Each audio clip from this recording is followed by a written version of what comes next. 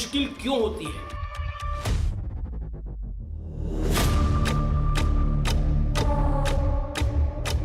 इस एयरक्राफ्ट में आप उड़ने जा रहे हैं जो अगले 40 साल हर एक एयरफोर्स के पायलट्स इसी में स्टार्ट करेंगे अपनी जिंदगी।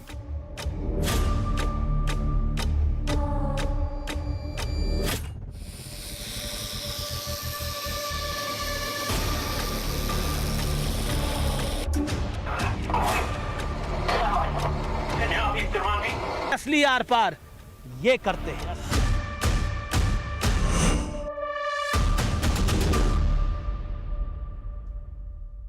नमस्कार, मैं हूं अमीश देवगन। आज आर पार की टक्कर बैटल ग्राउंड से होगी, यानी एयरफील्ड से होगी। आप हैरान हो गए होंगे मुझे देखकर कि मैं इस समय कहां पर हूं। हालांकि मैं नीले अंबर के नीचे हूं, आसमान के नीचे हूं, लेकिन आसमान को भेदने वाली इस मशीन के सामने हूं जिसका नाम है HTT-40 और ये स्वदेशी है, भारत में बना है, भारत ने बनाया है, भारत के लिए बनाया है। यानी ये आत्मनिर्भर भारत का सबसे बड़ा सबूत है। Make in India, made in India की हम बात करते हैं, लेकिन आपके मन में सवाल होगा कि आज अमीश देवगन आप जमीन पे उतरे हैं और इस पायलट की ड्रेस में क्यों है, इस पायलट के एप्रन में आप क्यों हैं। इसका कारण है कि आज हम एक फाइटर जेट की ट्रेनिंग कैसे होती है ये आपको बताएंगे। इसकी पल पल की जानकारी हम आपको देंगे कि फाइटर जेट में कैसे ट्रेन किया जाता है। 200 घंटे की ट्रेनिंग के बाद कोई व्यक्ति पायलट बन पाता है, लेकिन ये सब कुछ हमें करना है चंद घंटों के लिए। हमारे लिए भी एक बड़ा चैलेंज है और हमें सिखाने वालों के लिए भी बड़ा चैलेंज है। हमारी पूरी ड्रिल हुई है पूरी सिक्योरिटी मेजर्स को ध्यान में रखते हुए और कई सिक्योरिटी ड्रिल्स को ध्यान में रखते हुए, मेडिकल चेकअप को करते हुए हम यहाँ तक पहुँचे हैं। थोड़ी देर पहले धूप थी, इस समय बादल है, हल्की हल्की बारिश भी पड़ रही है, लेकिन मैं ये आपको बता दूं कि आज हम टेलीविज़न स्क्रीन के माध्यम से आपके पास वो चीज़ लेकर आएंगे जो शायद अभी तक आपने कभी नहीं देखी। और अंदर इस कैमरा, इस जेट में, इस एयरक्राफ्ट के अंदर HTT-40 के अंदर GoPro कैमरा भी लगा है, जिसके माध्यम से आप अंदर क्या होगा, कैसे हम फ्लाइट में उड़ेंगे, कैसे हम नीचे उतरेंगे, कैसे हम टर्न करेंगे, वो सब कुछ आप देख सकते हैं। तो वाकई ये नज़ारा दिलचस्प होगा आपके लिए, मेरे लिए, हम सब के लिए। तो मैं इस चैलेंज को लेने के लिए तैयार हूँ अपने को पायलट के साथ, जिनका नाम प्रत्युष अवस्थी है। आप भी तैयार रहिए। स्टूडियो में बैठकर आर पार की टक्कर तो रोज ही देखते हैं, लेकिन इस बार हम अपने स्टूडियो से 2200 किलोमीटर दूर निकलकर दिल्ली से बेंगलोर पहुंचे।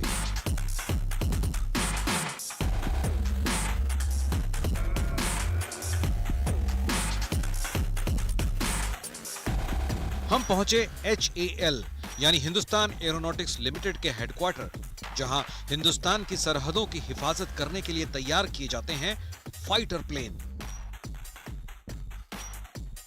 जहां तैयार होते हैं वायुसेना के पायलट।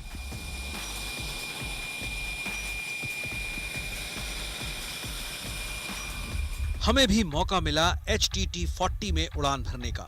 सरहदों पर उड़ान भरने के लिए हर पायलट को इस फाइटर ट्रेनी एयरक्राफ्ट की ट्रेनिंग पास करनी जरूरी होती है, जिसके बाद वो बनता है फाइटर पायलट।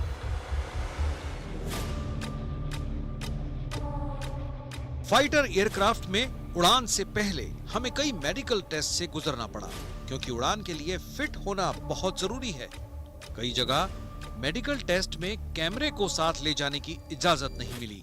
हमारा बॉडी चेकअप किया गया, ECG हुई, वजन नापा गया, साथ ही कान की भी जांच की गई और इसके बाद ही फिटनेस का सर्टिफिकेट जारी किया गया।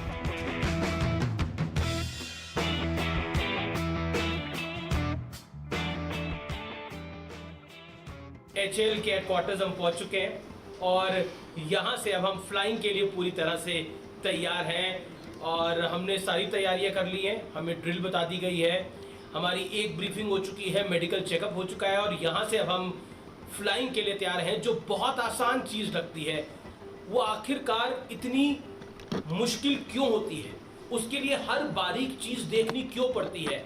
आज पहली बार हम आपको बताएंगे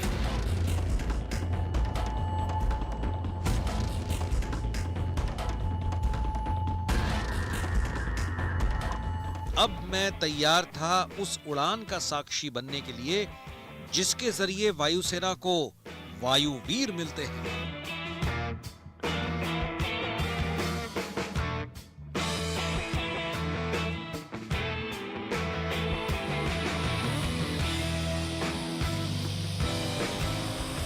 और देखते ही देखते हम रनवे पर पहुंच गए।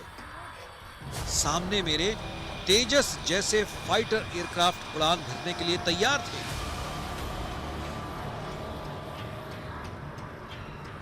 मेरे सामने HTT-40 एयरक्राफ्ट भी था जिसमें मुझे उड़ान भरनी थी।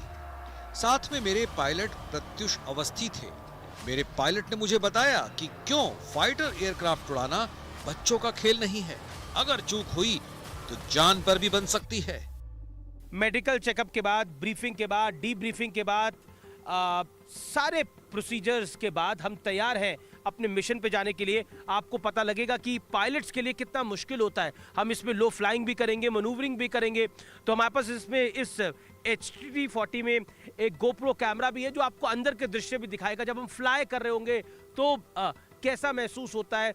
ये आपके लिए भी ग्राउंड जीरो की एक ऐसी रिपोर्ट है जो शायद आपने पहले कभी नहीं देखी होगी। मेरे साथ मेरे पायलट हैं प्रत्युष अवस्थी, साथ ही डायरेक्टर साहब भी है। अवस्थी जी, क्या लग रहा है आपको? आप हमें अब उड़ाएंगे थोड़ी देर में, यानी you will make us fly? हाँ, अमीश जी आज हमको फ्लाइंग के लिए ले जाएंगे। जी। फ्लाइंग से पहले मैं आपको कुछ और ब्रीफिंग्स देना चाहूँगा। इसमें आज आपको मैं 2 प्रकार की इमरजेंसीज के बारे में ब्रीफ करूँगा, क्योंकि आप पहले कभी ऐसे किसी एयरक्राफ्ट में फ्लाई नहीं करें जो कि एरोबैटिक इन नेचर हो और जिसमें कि आप सीट से 4 पॉइंट सिस्टम से हार्नेस्ड हो और जिसमें आपको ऑक्सीजन वगैरह कनेक्टेड हो।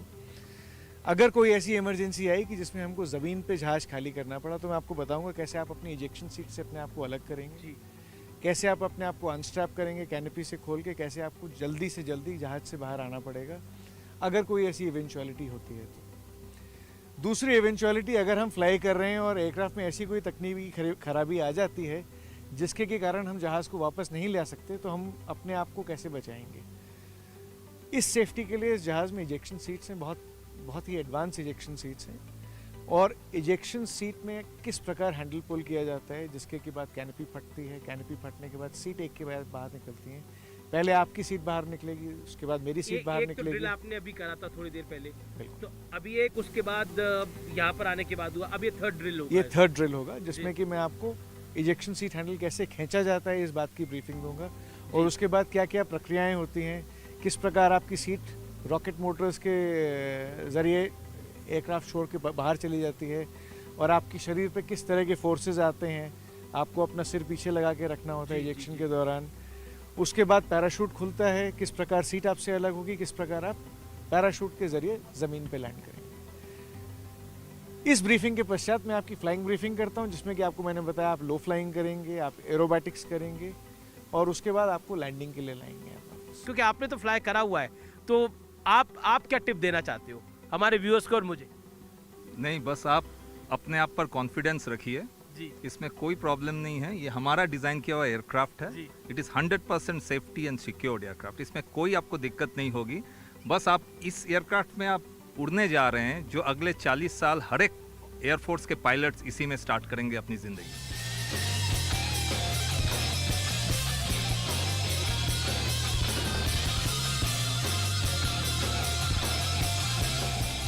मैं आपको जैसा कह रहा था, ये देखिए कितने बड़े बड़े और सुंदर डिस्प्लेज हैं जी। इन डिस्प्लेज पे आपको इस प्रकार की सारी इन्फॉर्मेशन मिल जाती है जो कि एक यंग ट्रेनी से लेके एक एडवांस पायलट के कॉकपिट में होती हैं जी। इस कॉकपिट में आपको इतनी जगह तो नहीं मिलेगी, बट ये कॉकपिट उस एनवायरनमेंट को रिप्रेजेंट करता है जो कि ट्रेनी की लाइफ में फर्स्ट स्टेपिंग स्टोन है, जो कि वो सारी ज़िंदगी इस तरह के कॉकपिट्स और शायद इससे और छोटे कॉकपिट्स में फ्लाई करेगा। ये आपने बताया था सेफ है। जब हम फ्लाई करने लगते हैं then you have to press it. ये है इजेक्शन सीट का सेफ्टी लीवर। ओके। इससे आप इजेक्शन सीट को सेफ और आर्म्ड कर सकते हैं। और आर्म्ड कर सकते हैं। सेफ हो, ये आर्म्ड हो गया एंड दिस इज सेफ हो गया। अगर सीट आर्म्ड है और आप इजेक्शन सीट हैंडल खींचेंगे जी तो आप बहुत ही ज़ोर से आपके नीचे रॉकेट मोटर्स चालू होंगी। जी जैसे आपको हमने 2G और 3G समझाया था, जी जी आप 17-18G से कॉकपिट के बाहर फेंके जाएंगे ताकि आप जी कोई भी डैमेज जो एयरक्राफ्ट को हो रहा है जी उस क्षतिग्रस्त एयरक्राफ्ट से आप दूर रहें। इसलिए आपको इस रॉकेट बूस्टर्स के थ्रू 16 से 18G की फोर्स से बाहर फेंका जाएगा कॉकपिट के। जी। और इसके अलावा फिर हमें ये बेल्ट्स बांधनी है। आप स्ट्रैप अप होने के लिए इस प्रकार ये बेल्ट्स अपने दाहिने और बाएं ओर से लगाएंगे जी और स्ट्रैप अप हो जाएंगे ओके। और उसके बाद आप फ्लाइंग के लिए रेडी हो पाएंगे। ओके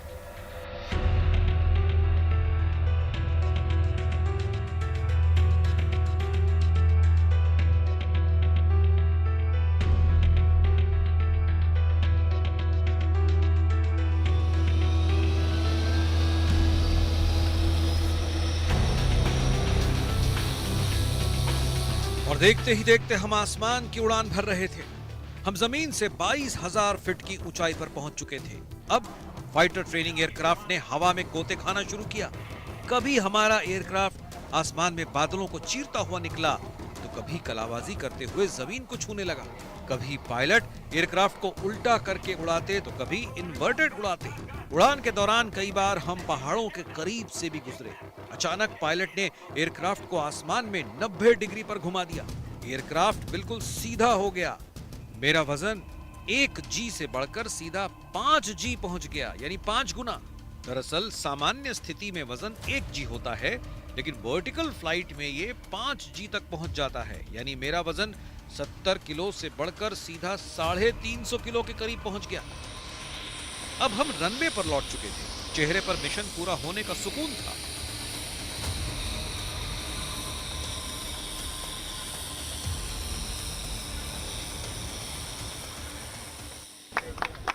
नहीं, बहुत बहुत अच्छा है। और आई थिंक अवस्थी जी बताएंगे ज़्यादा कि किस तरह से हम पहाड़ों के बीच में गए और फिर एक तरह तो बादल के बीच में भी चले गए थे, तो अवस्थी जी उसके बारे में बताएंगे। लेकिन इस समय मेरे कान बंद हैं और ज़्यादा सुनाई नहीं दे रहा और ऐसा लगता है कि मतलब बहुत बहुत वज़न मेरे पे डाला गया है और मैं बहुत जिसे कहते हैं पानी की प्यास लग रही है, तो इस तरह का महसूस हो रहा है।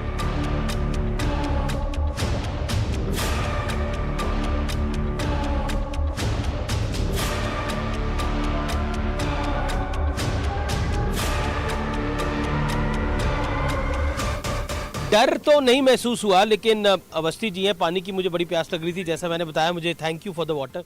प्रत्यूष ज़्यादा बता पाएंगे। प्रत्यूष, अब आप बताइए, हम बादलों के बीच में से भी गए, हमने पहाड़ भी देखे, कितना जी हमने लिया और how I was. Amit ji, आज हमारा प्रयास ये था कि आपको इस प्रकार की फ्लाइंग दिखाई जाए जो आपने ना कभी देखी हो जी, ना आपको कोई सिविल एविएटर कभी दिखा पाएगा। जी। तो जिस प्रकार की फ्लाइंग हमारे ट्रेनीज करेंगे इस जहाज़ पे, कल के जो ट्रेनीज होंगे, फ्यूचर ट्रेनीज जो हमारे हैं, उस प्रकार की हमने आपको फ्लाइंग दिखाई। हमने आपको आज एक लो लेवल नेविगेशन का डेमोन्स्ट्रेशन दिया था, जिसमें कि हम आपको टेरेन के काफ़ी नज़दीक ले गए। आपने देखा जहाज़ कितना स्टेबल और नाइसली फ्लाई कर रहा था उस समय। उसके बाद हमने आपको थोड़ा इस बात से अनुभव कराया कि जब हमारे ट्रेनीज एरोबैटिक्स सीखते हैं, दैट मीन्स हवा में कलाबाजियाँ लगाना सीखते हैं, मनूवर करते हैं, तो उनके शरीर पे किस प्रकार के फोर्सेज आते हैं। तो आपने आज देखा कि हमने लूप किए, बैरल रोल्स करे। एक समय तो आपने प्लेन को पुल का ऐसा कर दिया था, हाँ। सीधा खड़ा कर दिया। तो उस प्रकार आपने देखा कि शरीर पे काफी जोर आता है, काफी आता है। तब आपकी आंखों के सामने। कितना टन वजन होगा तब वो? आपका वजन करीब 4 या 5G जो हम खींच रहे थे, हाँ। उसमें आप 70 किलो के करीब के लगते हैं, तो आपका वजन हो गया होगा 350 किलो जी। 350 किलो के वजन पे जब मैंने आपको बोला था अपना हाथ उठाइए, तो आप अपना हाथ भी नहीं उठा पाए थे, आपका हाथ आपके घुटने पे रह गया था। जी। और जब हम बादलों के बीच में से गए तब थोड़ा लग रहा था। हाँ, बादलों के बीच से ले जाने का आपको अनुभव इसलिए कराया क्योंकि बादलों के बीच से जब जाता है इंसान, तो उसके विजुअल क्यूज फॉर फ्लाइंग खत्म हो जाते हैं। दुनिया ऊपर है, जमीन कुछ नहीं दिख रहा था, ना जमीन आसमान का कोई ब्लाइंड पैच भी होता है। जमीन आसमान का अंतर जी, जी। नहीं आपको समझ में आता। आपको ये नहीं पता चलता जमीन नीचे है या आसमान नीचे है, कौन सी साइड ऊपर है। तो ये अनुभव कराने के लिए मैं आपको क्लाउड्स में ले गया था। जब इंसान क्लाउड्स में, कोई पायलट क्लाउड्स में फ्लाई करता है तो इंस्ट्रूमेंट्स के तो लो फ्लाइंग भी करी हमने थोड़ी। आपने लो काफी- फ्लाइंग करी, जो मैंने आपको बताया लो लेवल नेविगेशन, जिसमें आप टेरेन के बहुत नज़दीक थे, बहुत करीब थे, और उसमें आपने अनुभव किया कि आपको ज़मीन जो दूर दूर से चीज़ें दिख रही थी, कुछ नहीं दिखता, सिर्फ जो आपके पास जब होता है। फाइटर पायलट्स भी फ्लाई करते हैं तब वो भी लो लेवल फ्लाइंग ही ज़्यादा करते हैं या हाई लेवल फ्लाइंग करते हैं? ये मिशन पे डिपेंडेंट होता है कि ओके, आप ओके। किस प्रकार का मिशन कर रहे हैं। तो लो लेवल मिशंस भी होते हैं, मीडियम ऑल्टीट्यूड भी होते हैं, ओके। हाई ऑल्टीट्यूड मिशंस भी होते हैं। हम लोग एयरफोर्स में कोशिश करते हैं कि कम टाइम में ज़्यादा सिखाएं, और जो बच्चे कैचअप नहीं कर पाते उनको हम तो ये अगर आप एयरफोर्स में जाना चाहते हैं, ये उन व्यूअर्स के लिए है जिनके बच्चे एयरफोर्स में जाना चाहते हैं, पायलट बनना चाहते हैं, तो आपको अपनी ग्रास्पिंग पावर जो है वो बहुत स्ट्रांग रखनी पड़ेगी। मतलब अगर आप जल्दी नहीं सीख पाएंगे तो फिर आपके लिए थोड़ा टफ होगा इसको क्रैक करना। I am right? बिल्कुल बिल्कुल जी। आपने सही बोला।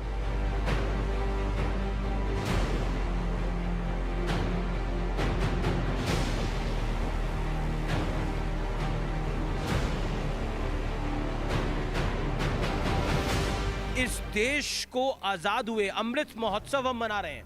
इस देश में आत्मनिर्भर भारत, मेक इन इंडिया की बात होती है। हम HAL में मौजूद हैं, हमारे साथ डायरेक्टर डिज़ाइन अरूप चटर्जी इस समय मौजूद हैं। उनसे जानने और समझने की कोशिश करेंगे कि HTT-40 ये जो एयरक्राफ्ट है ये कितना महत्वपूर्ण है भारत के लिए, भारतीय वायुसेना के लिए, क्योंकि 75 साल हो गए भारत को आज़ाद हुए। ये अमृत महोत्सव हम मना रहे हैं, इसके क्या मायने हैं आपके दिलों में जब आप कहते हैं कि हम आत्मनिर्भर भारत की बात करना चाहते हैं, आत्मनिर्भर भारत की बात सुनना चाहते हैं, तो इसके क्या मायने हैं चटर्जी साहब? This aircraft is now totally cleared. हमने हर डॉक्यूमेंट अभी DRDO सेमिलैक को दे दिए हैं, and we got all the support from CEMILAC, from DGQA, from air force, जिन्होंने AST ग्रुप, जिन्होंने हमारे साथ ये फ्लाइट ट्रायल्स किए हैं, सब लोगों ने सपोर्ट किया है। और उसके बाद हमने अपना डॉक्यूमेंट सबमिट किया है। प्रोबब्ली नेक्स्ट 1 मंथ ये एयरक्राफ्ट की सर्टिफिकेशन कंप्लीट हो जाएगी।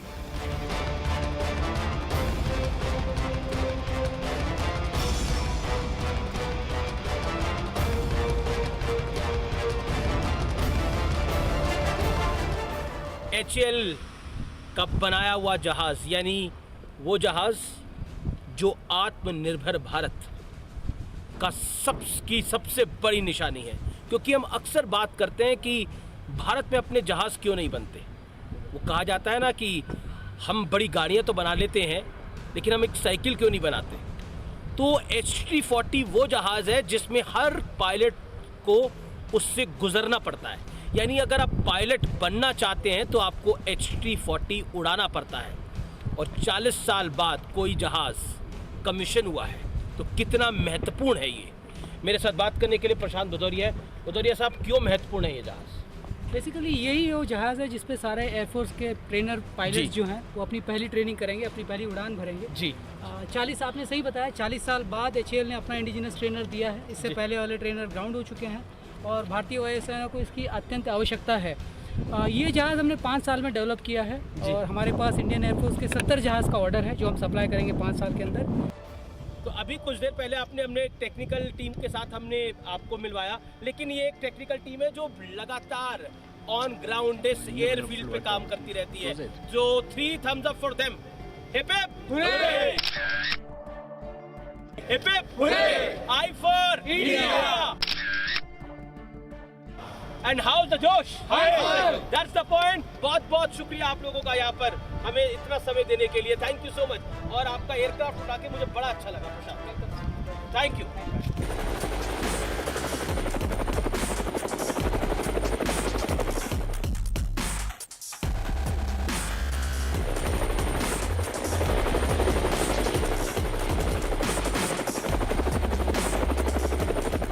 आज कुछ देर पहले हमने HTT-40 को फ्लाई करा, लेकिन वो वायुवीर था। और अब बात है वायु चील की, यानी किस तरह से पायलट्स को तैयार किया जाता है वो हमने आपको बताया। लेकिन अब हम HAL के उस हैंगर पे हैं जहां पे तमाम हेलीकॉप्टर्स हैं, और आज हम आपको उन हेलीकॉप्टर्स को भी दिखाएंगे जिनसे बॉम्ब फेंके जा सकते हैं।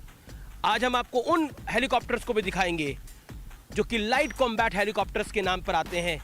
चेतक चीता हेलीकॉप्टर का आपने नाम सुना होगा। चेतक और चीता हेलीकॉप्टर को कौन सा हेलीकॉप्टर रिप्लेस कर रहा है, आज हम उसके भी दर्शन आपको कराएंगे जो आत्मनिर्भर भारत की सबसे बड़ी निशानी है।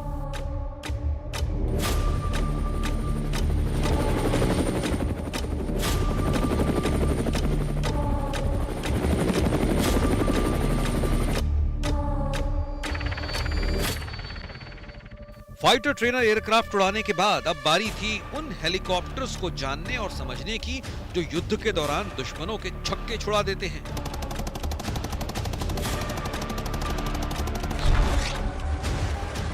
और अब हम ALH में फ्लाई करने के लिए पूरी तरह से तैयार हैं। इसके लिए कोई बड़ा मेडिकल चेकअप नहीं करना पड़ता। ये एक सामान्य तरीके से इसको फ्लाई किया जाता है, लेकिन कुछ डूज एंड डोंट स्ट्रिक्टली होते हैं इसके लिए। और जो आज हमें फ्लाई कराएंगे वो हैं पायलट एस.ए. कुंटे और राजीव दुबे। आपसे मैं जानना चाहता हूँ कि इसकी ड्रिल क्या होती है? सेफ्टी ब्रीफिंग हम पहले करते हैं पैसेंजर्स के लिए। मैंडेटरी सेफ्टी ब्रीफिंग होती है। आपको सीट बेल्ट पहनना पड़ेगा। Without seat belt you are not permitted to sit in the aircraft and no extra movements in the aircraft. So the profile will be, we will take off. We will climb to an altitude of 4,000 feet at a speed of about 160 kilometers per hour. And we'll be flying at that altitude only over in the local flying area. And in that process, then you can finish your interview and other things. No extra movements, minimal movements in the aircraft when we're flying. जी, आप थोड़ा mister Dubey बताइए इस helicopter के बारे में बताइए, और इसके अलावा क्या खास ज़रूरत होती है जो कॉमन लोगों को नहीं पता होता, जो हमारे व्यूअर्स हैं जो कि इस समय देख रहे हैं हमें ग्राउंड जीरो पर, उन्हें नहीं पता होता। और ये आत्मनिर्भर भारत की एक बड़ी निशानी है, मेक इन इंडिया है। Yeah, obviously this helicopter is Make in India, the first helicopter of Make in India, and it has the capability to land बहुत ही हाई ऑल्टीट्यूड तक। हाँ, 6 किलोमीटर तक ये इसने अपनी लैंडिंग दिखाई है।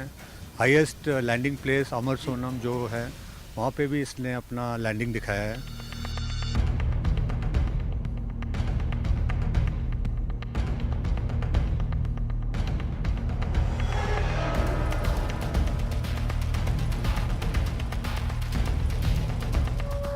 मेक इन इंडिया का सबसे बड़ा उदाहरण एडवांस लाइट हेलीकॉप्टर भारत का स्वदेशी हेलीकॉप्टर है। युद्ध के समय सेना के लिए ये बहुत कारगर साबित होते हैं।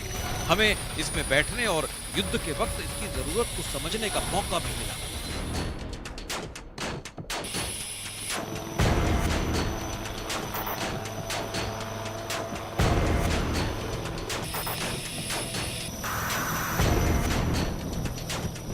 अब मैं उस हेलीकॉप्टर के पास हूं जिस हेलीकॉप्टर को देश देखना चाहता है, यानी व्यूअर्स आप देखना चाहते हो। और ये हेलीकॉप्टर आप क्यों देखना चाहते हो, इसका कारण आपको जब आप इस हेलीकॉप्टर को देखेंगे, बाहर से, अंदर से, दाएं से, बाएं से, आगे से, पीछे से, तो आपको पता लग जाएगा कि ये हेलीकॉप्टर आखिरकार क्यों जरूरी है, भारत के लिए क्यों जरूरी है। और इस हेलीकॉप्टर का नाम भी जो है वो भगवान शिव के नाम से है, रुद्र।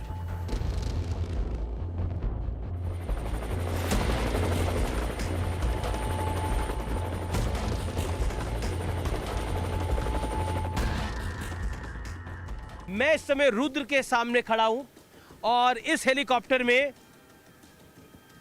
गन्स भी हैं, कई सारी मशीन्स भी हैं। ये हेलीकॉप्टर बहुत महत्वपूर्ण है और इसी का एक वर्जन था जिसको उरी, इसी हेलीकॉप्टर के वर्जन को उरी जब हुआ था और उसके बाद हमने सर्जिकल स्ट्राइक करी थी। उस सर्जिकल स्ट्राइक में भी इसी हेलीकॉप्टर को इस्तेमाल किया गया था जब हम सैनिकों को वापस लेके आ रहे थे। इसकी ज़्यादा जानकारी हम चीफ टेस्ट पायलट से ज़रूर लेंगे। और ये हेलीकॉप्टर वाकई आपके लिए बहुत महत्वपूर्ण है, जानना, देखना और समझना। लेकिन ये पहली बार टेलीविज़न स्क्रीन के इस पार आ रहा है। मैं हमेशा आर पार करता हूँ, आर पार की टक्कर करता हूँ, लेकिन असली आर पार ये करते हैं, असली आर पार ये करते हैं, ये लोहा लेते हैं जिसे हमारे सैनिक इस्तेमाल करते हैं।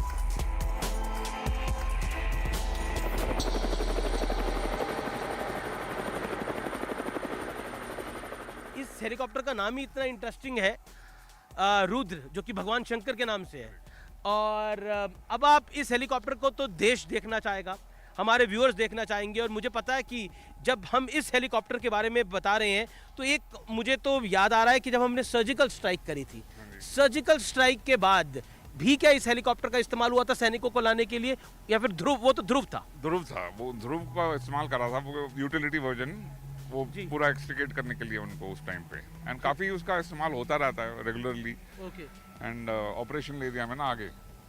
तो व्यूअर्स के लिए आपने उरी फिल्म देखी होगी, विक्की कौशल और कैटरीना कैफ की, तो हालांकि शादी भी हुई है अभी, लेकिन आपने उरी फिल्म देखी होगी।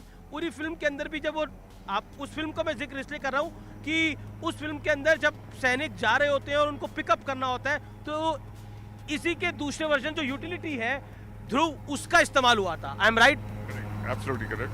It's one of the best platforms available combat helicopters in the world.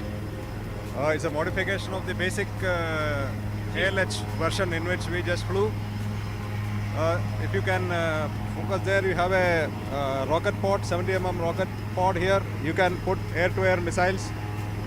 Currently we are doing air-to-ground missile integration. Okay. That is a Helena missile developed by DRDO. It's being integrated. So it will become a very potent weapon platform. Okay. अब आप जरा बताइए ये missile कौन सी है, gun कौन सी है? Mic लेके। ये है एयर टू एयर मिसाइल मिस्ट्राल। ये एयर टू एयर मिसाइल है। इसको हम दूसरे एयरक्राफ्ट, चाहे फाइटर हो, चाहे हेलीकॉप्टर हो, चाहे ड्रोन हो, उसके अगेंस्ट यूज कर सकते हैं। और ये एयर टू एयर, ये रॉकेट्स हैं 71 mm। Rocket launcher. हाँ, इसमें इतने रॉकेट आते हैं, इसके 4 लगा सकते हैं,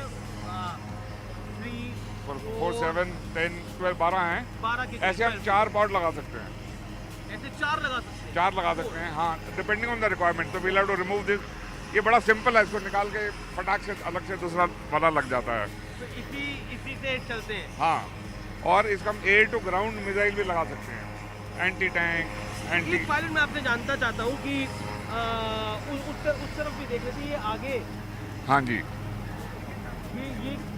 ये ये गन है, टरेट गन। ये ना एक जॉयस्टिक से भी कंट्रोल होता है, आपके हेलमेट से भी कंट्रोल होता है। हेलमेट से कंट्रोल, जहाँ पे पायलट देख रहा है क्रॉस होता है उनकी आंखों के सामने। बड़ा इंटरेस्टिंग है ये तो और इसके साथ भी हम कपल कर सकते हैं। ये अपना इलेक्ट्रो ऑप्टिकल बॉर्ड जो पहले दिखाया था आपको, ओके। जैसे ये है, ये इसमें IR सेंसर है, लेज़र गाइडेंस है, सब कुछ है इसमें। तो इसके हिसाब से भी इसको कपल कर सकते हैं। चाहे रात को अगर कुछ दिख नहीं रहा तो ट्रेन करके फायर कर सकते हैं। और इस गन से नॉर्मली कितना फायर होता है? इसका रेट ऑफ फायर 200-300 के हिसाब से, बड़ा वाला कार्ट्रिज है, डिफरेंट वेरिएंट्स हैं। आर्मर पेनिट्रेशन है, ऐसे करके ना, एंटी पर्सनल है। और जैसे सेफ्टी के लिए ऊपर देखिए, ऊपर ना ये और ये ऐसे 4 लगे जहाज पे।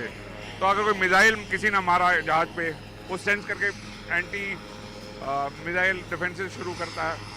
लेज़र कोई पॉइंट कर रहा हो तुम्हारे पे, वो पता लग जाता है। तो पायलट को हमेशा पता होता है कि कुछ उस पर भी वार आ रहा हो। देयर आर 4 स्टेशन जो बोलते हैं ना, ये चौथे स्टेशन, तीसरा और चौथा स्टेशन है, 1, 2, 3, 4। तो आपको जो चाहिए वो लगा सकते हैं। और अभी इंक्वायरीज आ रही है कि एंटी ड्रोन कोई वेपन हो, छोटा गन हो, जो एक रैपिड फायर, तो हम वो भी इंक्वायर कर रहे हैं क्या लगा सकते हैं। ये पिन होता है, जो भी ऐसा लाल होता है, it has to be removed before flying. ये सेफ्टी है कि अगर कोई गलती से भी ना निकल जाए ऑन ग्राउंड। ये इसमें फ्लेयर और शार्प है। अगर किसी ने इस जहाज पे मिसाइल दागा, एंटी एयरक्राफ्ट मिसाइल, तो ऑटोमेटिकली ना ये जो सेंसर वगैरह हैं, ये सेंस करके इसको ऑटोमेटिकली डिप्लॉय करेगा। तो मिसाइल इस शार्प या फ्लेयर पे अट्रैक्ट होकर चला जाएगा, जहाज पे नहीं आएगा।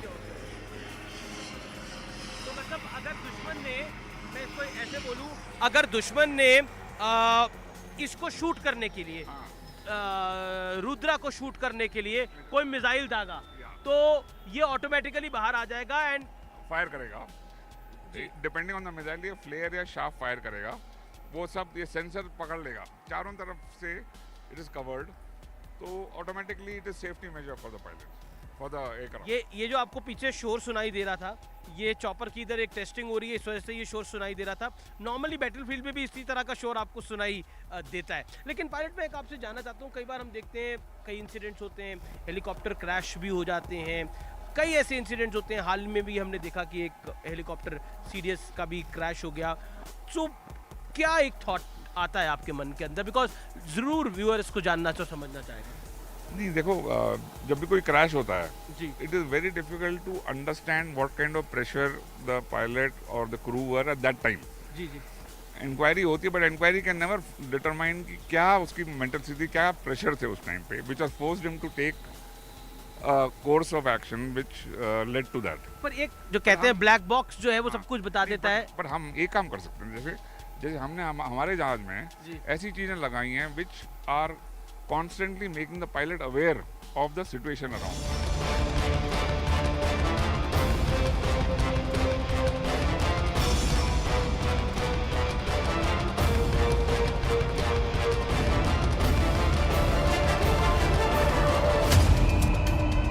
इसके बाद बारी थी उस हेलीकॉप्टर की जो चीता और चेतक को रिप्लेस करने जा रहा है, और वो है LUH। अब हम एक और हेलीकॉप्टर के पास पहुंचे हैं। अगर मैं आपको अंदर लेके जाऊंगा हैंगर में तो वहां पर 3-4 हेलीकॉप्टर और हैं, लेकिन ये लाइट यूटिलिटी हेलीकॉप्टर है जो चीता और चेतक हेलीकॉप्टर, बड़े फेमस हेलीकॉप्टर्स हैं, उनको रिप्लेस करेगा। इसके डायमेंशन क्या है ये जानने बड़े ज़रूरी है। तो यही हेलीकॉप्टर है जो चीता और चेतक को रिप्लेस करेगा। हाँ जी अमीश जी, चीता चेतक हेलीकॉप्टर जो है वो हमारी 1960s की टेक्नोलॉजी है, और वो हमारी डिज़ाइन डेवलपमेंट भी नहीं थी, वो हम लोगों ने मैन्युफैक्चर कर रहे थे। इतना सालों 50 सालों तक वो ही काम कर रही थी। तो इसके बाद आर्मी और एयरफोर्स ने डिसाइड किया कि बहुत दिन हो गए, अब हमको वो रिप्लेस करनी है। तो 384 हेलीकॉप्टर का रिक्वायरमेंट है आर्मी एंड एयरफोर्स की। तो ये प्रोजेक्ट हम लोगों को दिया गया था, ये रिप्लेस करेगा। 2009 से हम लोगों ने ये प्रोजेक्ट लिया है। जी जी जी। और इसने पूरा अपना जितना सर्टिफिकेशन जरूरत है, इट हैज़ ऑलरेडी कम्प्लीटेड। जी जी जी, आपने तो इसको डिज़ाइन कराया, तो वो आपका क्या कहना है, ये चीता और चेतक को रिप्लेस करने के लिए तैयार है, और दुनिया में ये कहाँ खड़ा होता है? In word order, This is much better than the cheetah and chetak, because at high altitudes the cheetah can lift only 25 kg payload, plus the cheetah can seat only very few people, like chetak can seat only 6 people.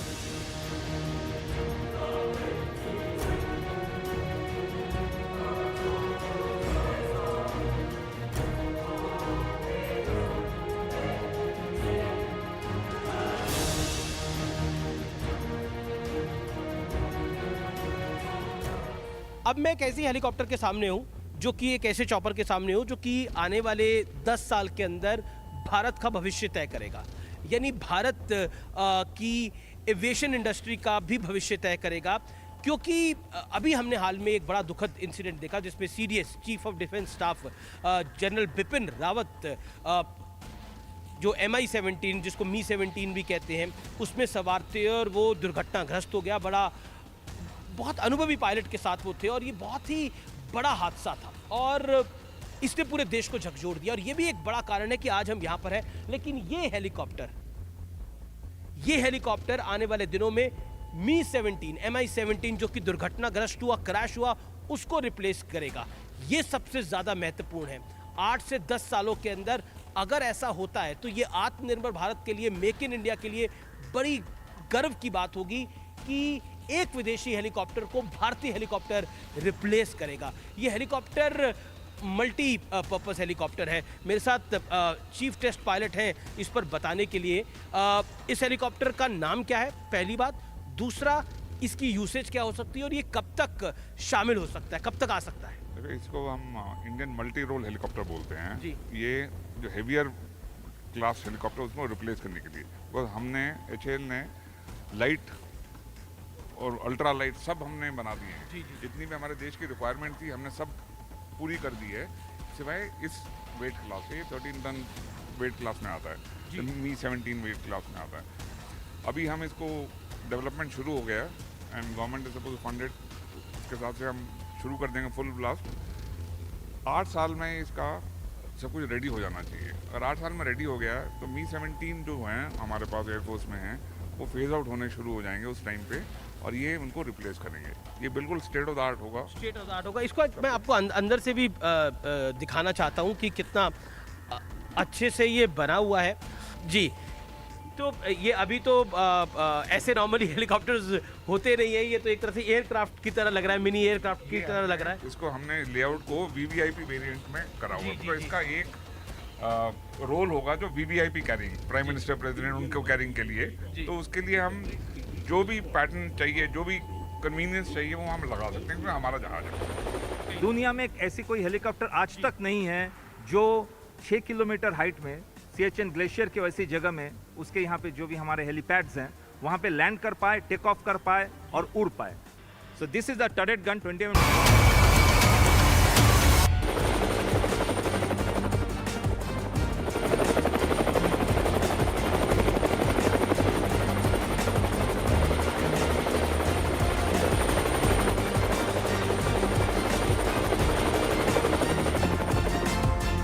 और अब मैं मौजूद हूँ light combat helicopter के पास। ये वही helicopter है जिसको झांसी में प्रधानमंत्री मोदी ने एयरफोर्स को हैंडओवर किया, और ये अपनी तरह का एक अनोखा हेलीकॉप्टर है जो कारगिल के युद्ध के बाद एयरफोर्स को भी लगा और HAL को भी लगा कि इस तरह का एक हेलीकॉप्टर होना चाहिए, इसीलिए ये नेसेसिटी है। और ये इस हेलीकॉप्टर की स्पेसिफिकेशंस क्या हैं वो हम जानेंगे कि आखिरकार युद्ध में खासतौर पर भारत जो अपने बॉर्डर्स को प्रोटेक्ट करता है वो हाइट्स पे है, सियाचिन हो गया और इसके अलावा करगिल हो गया। इन हाइट्स को प्रोटेक्ट करने के लिए ये हेलीकॉप्टर क्यों इतना इम्पोर्टेंट है, इसकी हम बात करेंगे। हमारे साथ डायरेक्टर मौजूद हैं। मैं आपसे जानना चाहता हूं कि ये हेलीकॉप्टर अभी कुछ दिन पहले प्रधानमंत्री मोदी ने भी झांसी में हैंडओवर किया एयरफोर्स को, इसकी ज़रूरत पोस्ट कारगिल वॉर हमें पता लगी।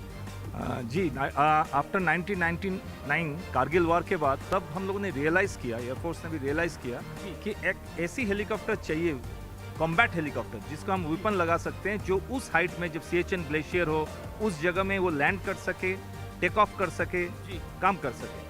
ऐसी कोई हेलीकॉप्टर दुनिया में थी नहीं। दुनिया में एक ऐसी कोई हेलीकॉप्टर आज तक नहीं है जो 6 किलोमीटर हाइट में सियाचिन ग्लेशियर के वैसी जगह में, उसके यहाँ पे जो भी हमारे हेलीपैड्स हैं वहाँ पे लैंड कर पाए, टेक ऑफ कर पाए और उड़ पाए। हम लोग बात करते हैं डिफरेंट की अपाचे एंड अदर हेलीकॉप्टर से, उन लोग उड़ सकते हैं लेकिन उस हाइट में कोई लैंड नहीं कर सकता। इसमें दो पायलट की आवश्यकता होती है, एक आगे एक पीछे। हाँ देखिए, इसका थोड़ा पैटर्न अलग है। आप देखिए इसमें त्रिशूल बना हुआ है, भगवान शंकर का भी त्रिशूल होता है वैसे तो, त्रिशूल बना हुआ है। ये हेलीकॉप्टर की लुक एंड फील आप देखेंगे तो थोड़ा डेंजरस हेलीकॉप्टर दिखता है, ये दुश्मन इससे थर कांप जाए। ये खतरनाक हेलीकॉप्टर दिखता भी है, और जब इस इमीडिएटली कुछ दिन पहले जो हम लोगों का चाइना का वहाँ पे प्रॉब्लम हुआ था, तो इस हेलीकॉप्टर को ले गया था, हम लोगों ने ले गए थे वो चाइना वाले को डराने के लिए, क्योंकि वो देखने में ही खतरनाक है। और इसका आप शेप देखेंगे, जो ये शेप है, सामने पीछे पायलट्स बैठते हैं, और ये शेप स्पेसिफिकली कॉम्बैट रोल के लिए बनाया गया है ताकि इसमें एक स्टेल। चाइना वाले डर गए थे, वो तो ऑब्वियसली डरेंगे। ये हेलीकॉप्टर जब मूव करती है, उड़ती है, तो सब लोग डर जाते हैं।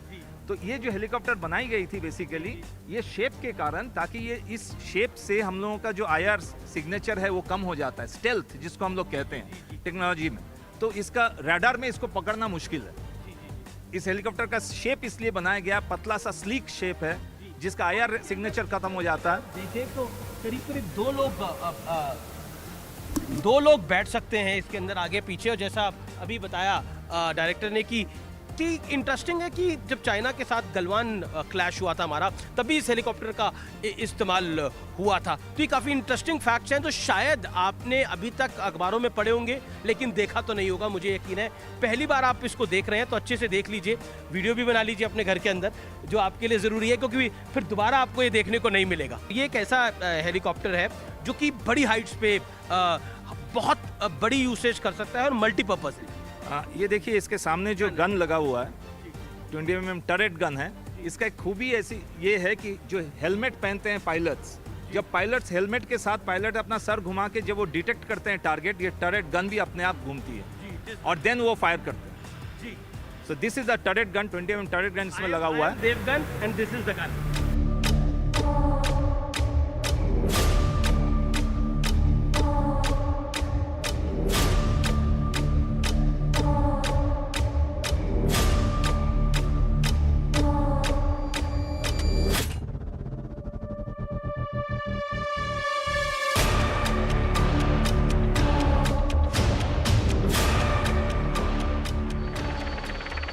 पिछले 45 मिनट में आप समझ ही गए होंगे कि ये कार्यक्रम हमने क्यों बनाया, हम ग्राउंड जीरो पे क्यों उतर के आए।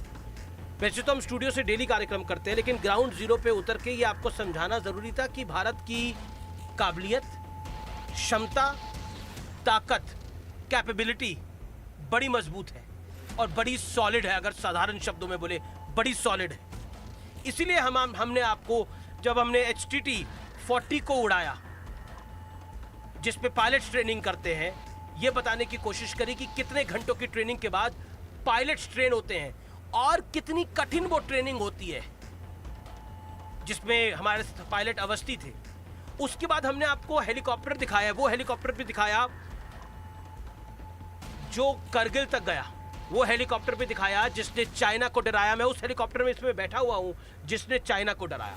इसीलिए महत्वपूर्ण है हमारे लिए समझना, आपके लिए समझना, भारतवासियों के लिए समझना कि भारत की क्षमता अचूक है, भारत की ताकत अटूट है। इसीलिए सारे जहां से अच्छा हिंदुस्तान हमारा। जब हम आत्मनिर्भर भारत की बात करते हैं तो वो सिर्फ एक शब्द नहीं होता, वो एक भावना होती है। वो एक भावना होती है हर भारतीय की, जो दिल से निकलती है। Made in India, make in India सामान्य बातें नहीं है, वो ऐसी बात है जो हर भारतवासी को, कोई भी आप कपड़ा भी लेते हैं तो उसको पलट के देखते हैं कहां बना हुआ है। सोचिए, टेक्नोलॉजी एडवांसमेंट के इस दौर में, क्योंकि मैं बैंगलोर में हूं, बैंगलोर जो है वो IT हब भी कहा जाता है, IT कैपिटल ऑफ इंडिया भी कहा जाता है, लेकिन technologically we have arrived, because जो हेलीकॉप्टर हम बना रहे हैं भारत के अंदर, ऐसे हेलीकॉप्टर दुनिया में कहीं नहीं बन रहे। इसलिए पिछले 45 मिनट आपको यह समझाना, बताना बड़ा जरूरी था कि भारत के वायुवीर कैसे हैं, भारत के वायुवीर कैसे हैं, यह आपको बताना बेहद आवश्यक था। इसीलिए आज हम ग्राउंड जीरो पे उतरे और आपको एक एक करके हर बारीकी से रूबरू कराया। हमने फाइटर जेट को भी चलाया, हमने हेलीकॉप्टर को भी चलाया, जिसमें हम बैंगलोर गए, फिर हमने कुछ पहाड़ों को देखा, हमने बैंगलोर सिटी को ऊपर से देखा, जिसमें हमने मनूवरिंग करी, जिसमें हमने ये दिखाया कि किस तरह से दुश्मन पे वार किया जा सकता है।